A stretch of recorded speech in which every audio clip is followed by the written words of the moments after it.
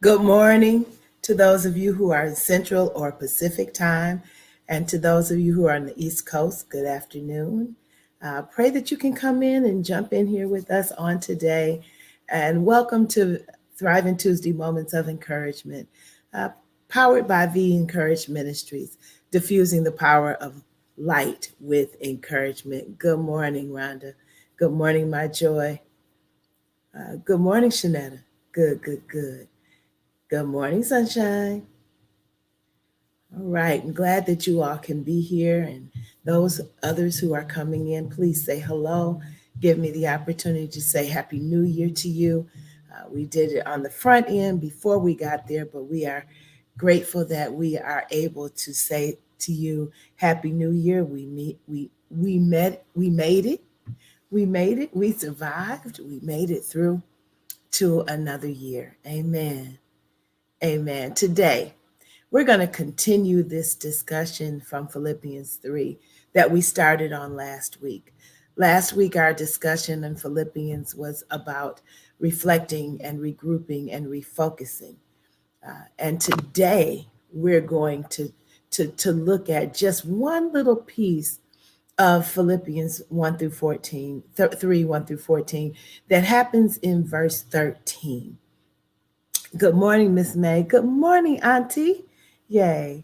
Where it says, forgetting that this one thing I do. Before we forget, we've got to focus on what the one thing is. And so when Paul says to us that talks about that all the things that he has had to bring into some reflection, but then says, but this one thing I do. And so I wanted to talk to us today about the power of one thing. One thing. Many of us started this year and we did our reflection and we thought about those things we needed to maybe do differently. And so we wanted to do this plethora of things. We had all these things we were going to do. We're going to start this year off doing this and this and this and this and this. And I'm not going to do this anymore. I'm going to do that. I'm going to do. I came to encourage you to find one thing. Start with one. Start with one. If you focus on doing that one thing, and I have a friend who says, and I tell you all this all the time, that we really we need to reevaluate every 3 months.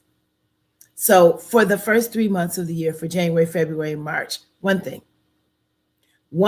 that you are focused on, that you are going to work on, or that you are going to let go of, or that you are going to refocus on. One thing. Why one?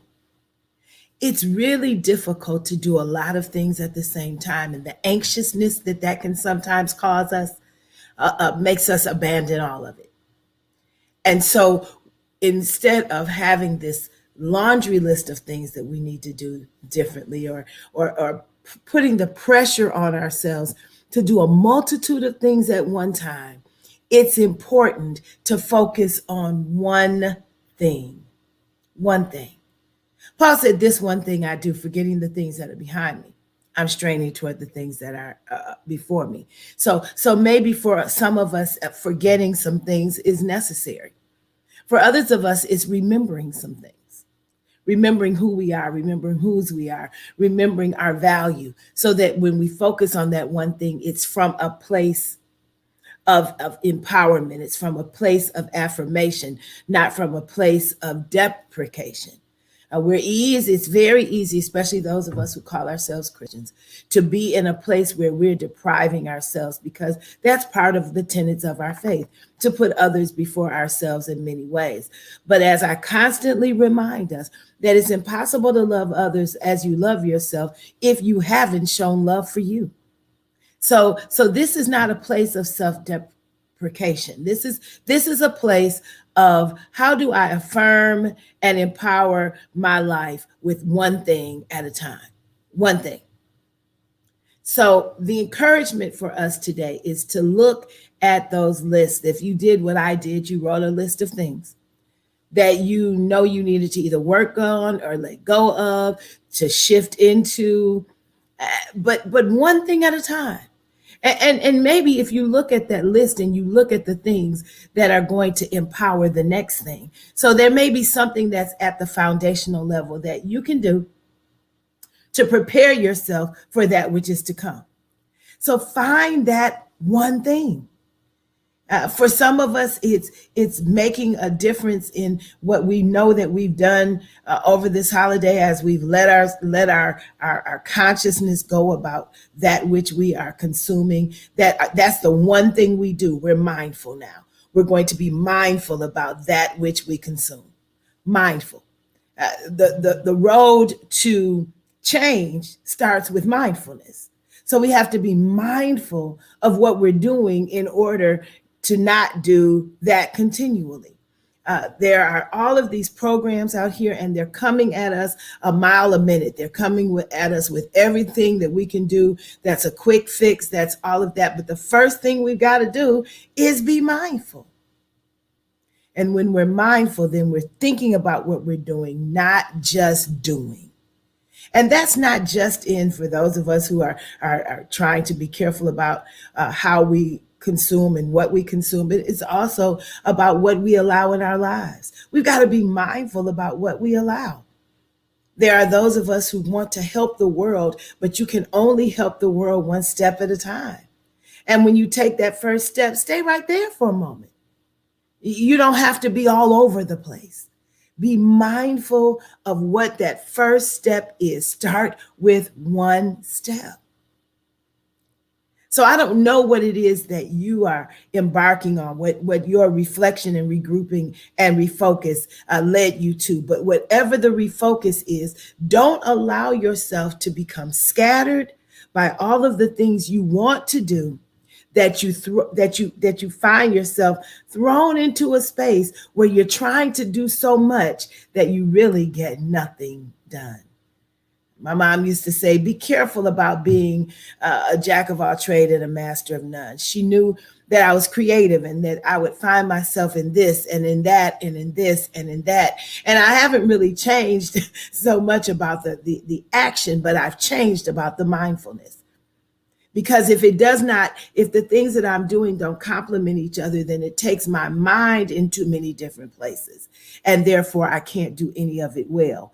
But when each of the things that I'm doing complement one another or inform one another or enhance one another, then I know that I can get it all done because it's connected. It's connected. And so I'm encouraging you today to find that one thing. Now, maybe somebody said, I didn't think of a one thing. I didn't think of anything. I didn't deal with it. I'm just trying to get through. I'm just trying to make it through from one day to the next. And I know that there are many of us who are in that spot, but that's your one thing. It's your one thing to get up in the morning and to find a reason to be here, to be mindful about your presence, to be mindful about your why. You know, why did God allow me to be here another day? What is it that I can do this day that's going to affirm why God left me here? We are never on a journey where there's a nothingness to our presence. And sometimes we can get stuck in what it is that we are struggling with, or that we're finding ourselves in a place of unhappiness, or where we feel like we've done all we can do and we're just going to ride this thing out. I want to encourage you to regroup on that and to refocus on one thing that you can do. If it's that you become an encouragement to the people in your circle every day or every other day, but that's the one thing that's on your focus, do that. There's never a time, as long as we are living, as long as there's breath in our bodies, that we are at nothingness, that we are at, well, it doesn't matter. It always matters. We always matter. And so I want to encourage you today to remember that you matter, to remember that you have purpose, but to not allow yourself to be so scattered that you can't get anything done. But then also don't allow yourself to be so deprecating, so that I don't matter, that you fail to see the beauty and the power of your presence and what it means for life and living and for those who are around you. So start with one. Start with one thing. Take one step at a time. I on the advertisement for today. I played. I had the music go. Step was Whitney Houston, Step by Step, and so step by step, inch by inch, whatever it takes for us to get from where we are to where we're trying to be, but not so inundated by all of the things we see that we paralyze ourselves right where we are. Take one step at a time. Start with one.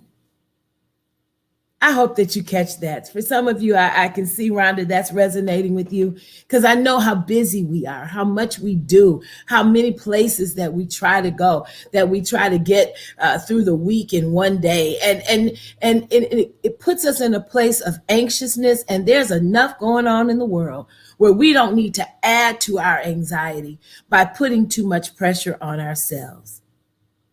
So breathe, assess. Identify that one thing that is foundational for everything else that you decided that you wanted to do in this year. What's the first thing? If it means that if for you, it means I got to get my eating habits together because my eating habits determine my energy, and my energy determines what it is I'm going to do. And if I can get my energy in the right place, then my mind's going to work right. And if my mind works right, then I know that I can focus on the things I need to focus on. If that's what it is, then start foundationally. Start with eating habits and do those even one step at a time. If it's movement that you need to do, you've been sedentary, you've been hanging out, then step by step, start with one thing. Take a walk today. It may not be but 2 blocks. Take a walk. Come back. You've made a step. For somebody, it's forgiveness. It's that you've got to forgive some folk in order for you to start fresh. So start the process of forgiveness, one step at a time. For someone else, it's learning to love you right where you are. So start the process of affirming yourself. Write an affirmation a day, one step, one thing. Find, as I know Marcus Holmes, when he sees this, will say, find a place of gratefulness every single day. Start your gratefulness journey. Your gratefulness journey will change your mindset, will change your heart set, will change your spirit so that you can then look at those things that are on your list from a different vantage point through a different lens. Start with one. Happy New Year to you again. May heaven smile on you. May God bless you tremendously as you begin this year. I know we're still in uncertainty, but we've been in uncertainty for 2 years now. So that means that uncertainty has become a place that we know how to navigate. And if we know how to navigate uncertainty, then we can continue to take our steps toward being our best selves, no matter what it takes for us to do that. And when we do that, good morning, Bilal. Good afternoon, Bilal. When we take one step at a time, then we can stop and assess how that step went before we add another step to the process. I know that this is, again, procedural. It's something that we have to take our time with. But I want to encourage you to be patient with yourself, to continue to encourage yourself, to speak affirming words to you as you begin the process of this new year. And as you deal with everything in your life, step by step, one step at a time. It starts with one. Take that first step. If the first step is even thinking about the first step, you've taken the first step. It starts with one. Remember to be good to yourself as you move forward. Heaven smile on you. God bless you. One step at a time. It starts with one. Be encouraged. And again, Happy New Year. God bless you.